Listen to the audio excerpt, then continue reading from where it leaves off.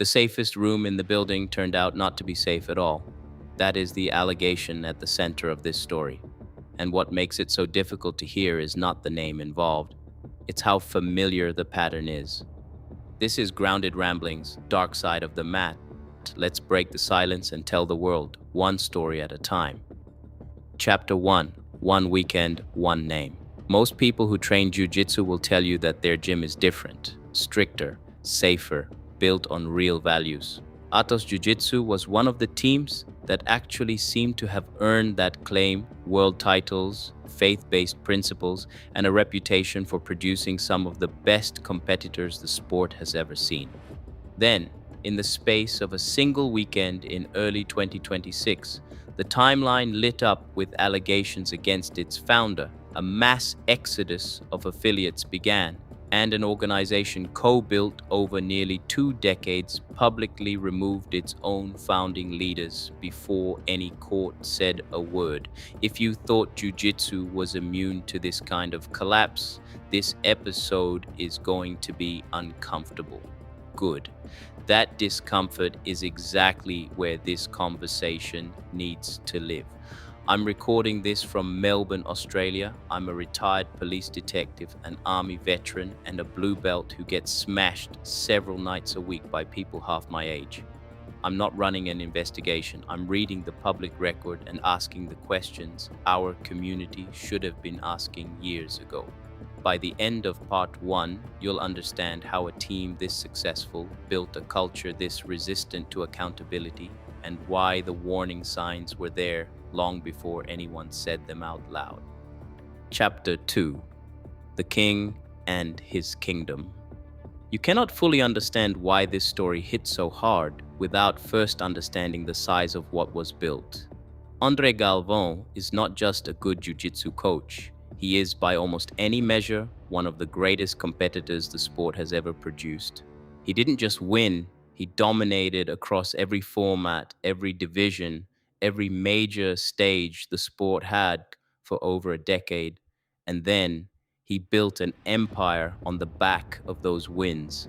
And he sold that empire as a guarantee of safety.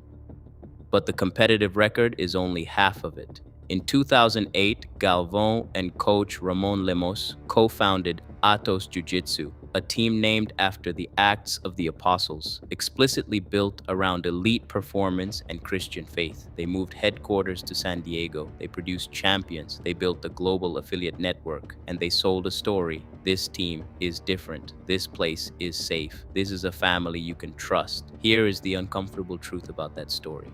The more convincingly a team sells its own moral superiority, the harder it becomes for anyone inside it to say something is wrong here. Because saying that doesn't just challenge a coach, it challenges an identity. That tension is what made what happened next so difficult for so many people to process. Chapter 3: The Brand of Safety. Every parent who has ever put a child in jiu-jitsu has done the same quiet calculation. Is this room actually safe? Atos had a compelling answer to that question, and it came largely through Angelica Galvão, Andre's wife, a world-class competitor and black belt, the architect of one of the most respected women's competition programs in the sport. Interviews and profiles described how she built Angelica's army, a group of elite female athletes training in an environment that combined high performance with genuine support. If you were a serious female grappler or a parent enrolling a daughter, Atos was repeatedly held up as the right answer. Now think about what that structure actually created. If a female student had a concern about the head coach, the most natural person to go to was his wife, who also happened to be in a position of authority over that same student's training and career. There was no independent pathway, there was no outside body. There was a family at the center of everything, and the student was expected to trust that family completely. That is not a conspiracy. So what happens when someone inside that structure decides they've had enough of carrying it alone? What does it actually cost to be the first person to say the thing out loud? That's chapter 4. Chapter 4: When Someone Finally Speaks. Filing a police report against a jiu-jitsu legend is not something anyone does lightly. Think about what that decision actually costs. In early 2026, former Atos student Alexa Hurst published a detailed public statement. She alleged a pattern of inappropriate conduct by Andre Galvão over time, behavior that she said crossed serious boundaries between a coach and a young female student. She described the confusion that comes with that kind of violation, the self-doubt, the rationalization, the gradual realization that what was happening was not normal. She said she raised her concerns with Angelica Galvão and felt discouraged from pursuing them further. Then she went to the police. Galvão responded publicly and clearly. He denied everything. He described the allegations as false rumors, suggested they were motivated by a personal vendetta, and stated that he had initiated contact with law enforcement himself to clear his name. Two completely opposing accounts. One of them filed a police report. The other is one of the most decorated athletes in the sport's history. The community now had to decide what to do while the legal system took its time. And what the community did next tells you everything about how much had been quietly building beneath the surface. Chapter 5: The Avalanche. When the first credible voice speaks, others follow. Not because they were waiting to pile on, because they finally had a word for something they had been carrying alone. Within days of Alexa Hurst's statement going public, the response across the Brazilian Jiu-Jitsu community was unlike anything the sport had seen at this scale. Affiliates began quietly removing the Atos logo from their social media profiles. Then, not so quietly, coaches who had trained under the Atos banner for years published statements about safety, accountability, and why they were walking away. Other gyms in San Diego offered free training to former Atos students who no longer felt they could stay. These were not strangers on the internet making noise. These were people with professional careers, business relationships, and years of loyalty tied to that logo, and they chose to leave anyway. Then Atos itself acted. In early February 2026, the organization issued a formal statement. Andre and Angelica Galvão were being removed from all teaching, administrative, and leadership roles, pending a third-party investigation. The team they had co-founded and led for nearly 2 decades separated from them publicly, before any legal verdict, before any court finding. In the same week, Checkmat suspended its own co-founder, Leandro Vieira, over a separate civil case. Two of the biggest super teams in Jiu-Jitsu removed their founding leaders in 7 days. This is what a reckoning looks like. Not loud, not clean, just an entire community quietly realizing that the silence had gone on long enough. If this episode made you think, subscribe and share it with one person who trains, not to alarm them, to start a conversation, because the story does not end with the allegations. It doesn't even end with the verdict. Let's break the silence and tell the world one story at a time. Part 2: The verdict, the return, and the question. BJJ still can't answer. The investigation is closed. No charges filed. The authorities looked at the evidence and decided there was no case to answer. So why does it still feel unresolved? That question is not about guilt or innocence. It is about what a not guilty finding actually means inside a community that had already made its own decision, and what it says about how martial arts handles power when the legal system steps away. This is part 2, and this is where the story gets more complicated, not less. Chapter 6: What the law decided. Most people assume that a criminal investigation ending with no charges means the allegations were fabricated. That is not what no charges means. In May 2026, San Diego authorities formally closed their investigation into the allegations made against Andre Galvão. According to reporting by BJJ Eastern Europe, the case was filed as unfounded, meaning the evidence available was not sufficient to support criminal prosecution. Galvão's defense team moved quickly to frame this in the strongest possible terms. They stated that the matter had been investigated in both the United States and Brazil. that no formal accusations existed before Brazilian courts, and that Galvão maintained a clean criminal record in both countries. Galvão himself had consistently said from the beginning that he had initiated contact with law enforcement because he was confident the process would clear him. Now hold that against what you learned in part 1. A founding leader removed from his own organization before any verdict. Dozens of affiliates walking away at real personal and professional cost. A sport-wide conversation about silence, hierarchy, and the safety of female students. The law said not enough evidence to prosecute. The community had already said something different, and those two things can both be true at the same time, which is what makes this case so difficult to put down and walk away from. The law closed its file. Atos didn't wait for the conversation to catch up. Chapter 7. The return nobody was ready for. An organization publicly removes its founder, the community reacts, the exodus begins, the sport debates, then the founder comes back. With that being said, I would like to announce right here, right now, that I'm back teaching at Atos Jiu-Jitsu headquarters every single day, from Monday to Friday, sometimes Saturday. In mid-March 2026, André Galvão broke his public silence. In a video statement reported by BJJ Eastern Europe, he announced he had returned to teaching full-time at Atos HQ in San Diego. He said, "I'm back teaching every day." He called the Atos women's team the best in the world. For the people who had left, the affiliates who rebranded, the athletes who posted statements, the students who walked away from a gym they had trained in for years. This moment landed like a second impact. There was no announcement from Atos that the third-party investigation had concluded. There was no published finding. There was simply, he is back on the mat. If you have spent time in institutions where accountability is promised and then quietly forgotten, you recognize this move. The crisis passes, the noise dies down, the machine keeps running, and the people who raised their voices are left wondering what any of it was for.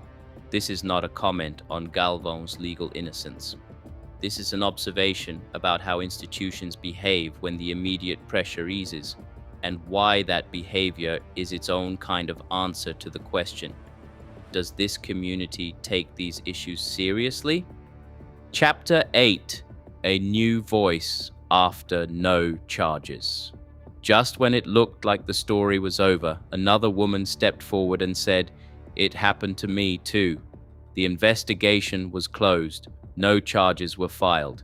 André Galvão was back teaching full-time at Atos HQ and publicly talking about the future of his team. On paper, the case was finished. But in May 2026, Brazilian athlete Andressa Simas published a detailed statement accusing him of sexual harassment and non-consensual touching, and says she has now filed a formal complaint with San Diego police. For anyone who already found this case hard to sit with, this new allegation makes it even harder. If you wanted to believe the legal outcome meant nothing happened, you now have a second-named athlete saying, in public, that something did. If you've ever stayed silent in your own gym because you thought nobody would believe you, hearing another voice come forward after the system has already moved on hits differently. Here's what we know so far from public information, and only that. Andressa Simas Pereira is a Brazilian BJJ competitor, listed as a purple belt middleweight with international competition experience. In late May 2026, she posted a multi-slide statement on Instagram under her own name, describing a series of events that she says took place while she was linked to Atos and in close proximity to Galvão.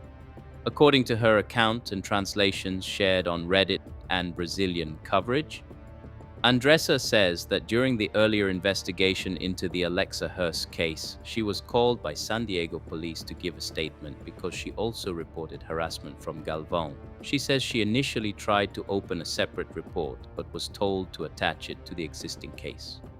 She alleges that while at Galvão's house in the presence of his family, he touched her inappropriately without consent, and that this behavior continued in different forms over time. Andressa says Andre gave her a sexualized nickname that made her feel deeply uncomfortable and later sent vanish mode Instagram messages commenting on her body, noting that his wife was asleep when he wrote them. On the mat, she describes being repeatedly pulled into training rounds with him, especially in no-gi, and held in mount or back control in ways that made her feel unsafe, but that she felt unable to refuse because he was her instructor. Andressa recounts a meeting between Andre, Angelica, and her then boyfriend, reported as high level competitor Andy Murasaki, where her situation was discussed without her present. She says Andre Galvão apologized to her boyfriend, blamed his behavior partly on alcohol, but did not apologize directly to her. Andressa also claims that once she began cooperating with authorities, she faced attempts to discredit her and pressure related to her visa, and that another athlete who tried to speak publicly was allegedly pushed to sign a document promising to delete posts, retract reports, and remain silent. In her post, Andressa states that she has now gone to the San Diego Police Department to formalize a new complaint, described in Brazilian coverage as a denuncia for importunação sexual, a legal term used for non-consensual sexual acts with libidinous intent. As of now, there is no public confirmation from San Diego Police Department or prosecutors that any new case has been opened, and no new charges have been announced. All we can factually say is that she claims to have filed this complaint, and Brazilian outlets are reporting it as a fresh development. So we're left with a stark split screen. On one side, a closed investigation, no charges, a defense team emphasizing a clean criminal record, and a coach back teaching every day. On the other, now two named athletes, Alexa Hers and Andressa Simas, who say in public that they experienced harassment and inappropriate touching from the same person, and that speaking up came with serious social and emotional cost. Legally, the system has already said no case once. Socially, the number of voices willing to stand behind their stories in public just went up, and that gap, the one between what the law can prove and what people say happened to them, is exactly the space this series lives in. Chapter 9, A Separate Case, A Different Outcome. While the Atos story was still unfolding, another name appeared in the headlines that shook the BJJ world in a different way entirely. Melky Galvão, no relation to Andre, a prominent jiu-jitsu coach with his own following and his own reputation. In late April 2026, the International Brazilian Jiu-Jitsu Federation and Confederação Brasileira de Jiu-Jitsu announced a permanent ban on Melky Galvão from all of their sanctioned events and activities. Reports indicated that serious allegations had been made involving minors, that an arrest had taken place in Brazil, and that the governing bodies had decided the evidence warranted the strongest action available to them. The contrast is worth sitting with.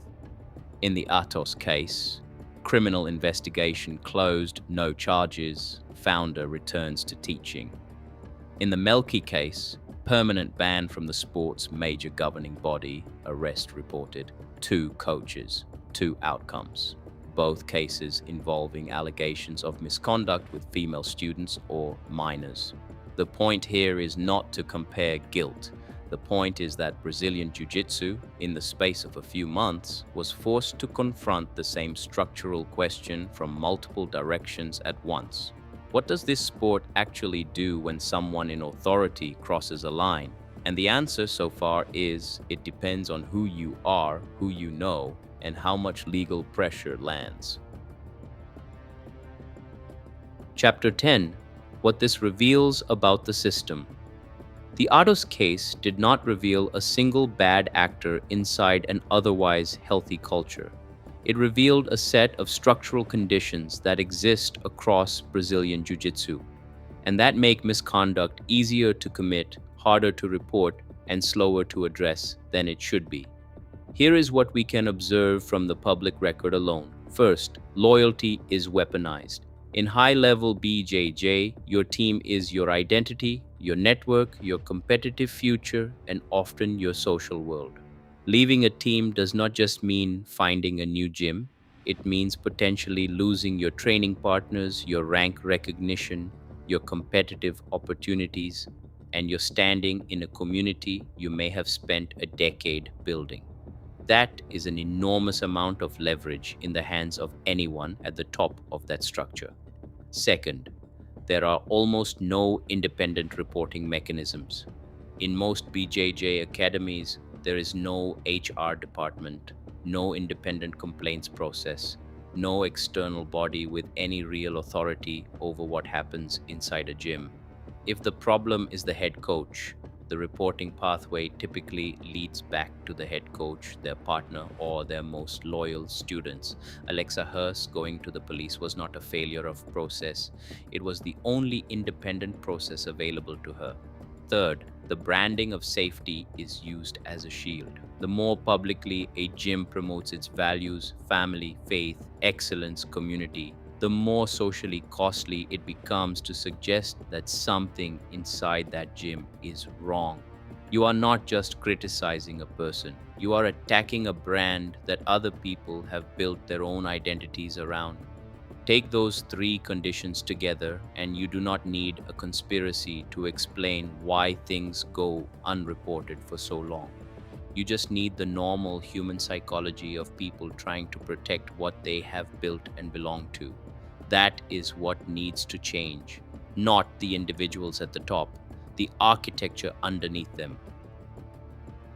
Final chapter. Why I'm telling you this from the other side of the world. There are people who will watch this episode and say no charges were filed, so there is no story here. I understand that position.